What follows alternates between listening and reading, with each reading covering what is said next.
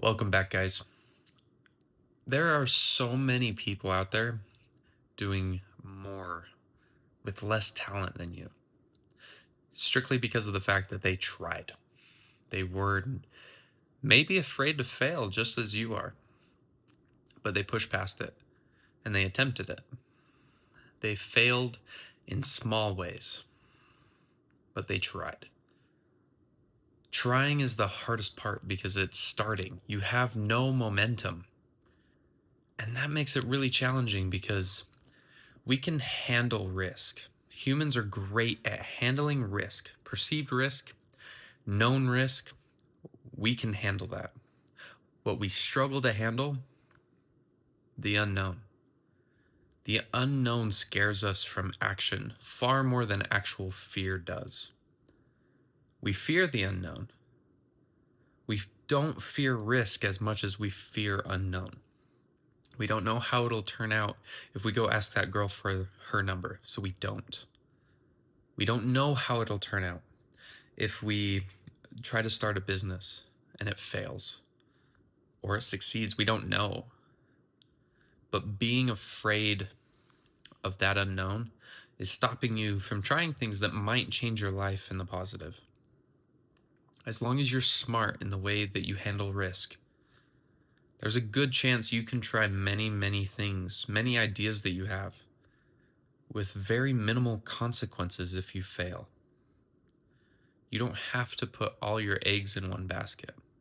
Some people do and they get uber wealthy, they get uber successful.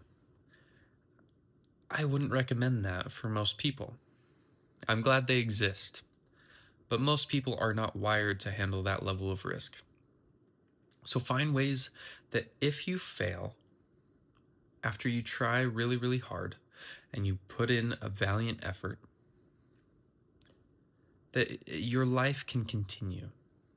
Don't burn all the boats before knowing if you're going to need them. I tell my friends all the time, don't quit your 9 to 5 while trying to make something of yourself. Use your 9 to 5 as a launching pad to get to higher levels of achievement financially.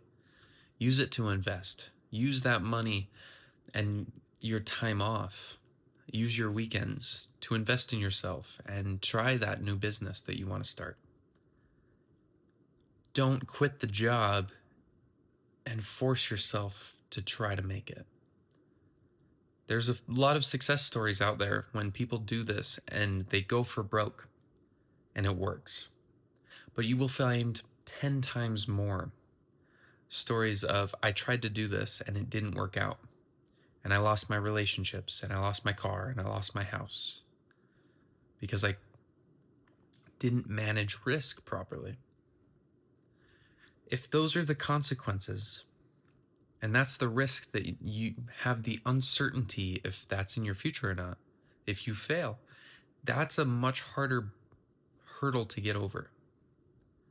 Because failure means a sort of death, a death of the lifestyle that you're currently living. And you know what that takes. So many people don't want to do any extra or any new because that's going away from the normal. The normal is comfortable. The normal is known. And because it is known, even if it sucks, as long as it's mediocre or decent, people will stay with it. We are wired to stay in the comfortable pain, the comfortable discomfort, because it's known. What scares us is uncertainty. So if you can mitigate that risk so that failing, the uncertainty part, doesn't have that big of an impact on your day-to-day life, it's going to be so much easier to actually start. Minimize and mitigate risk where you can. And then try things. You don't know what you'll be good at if you never try anything.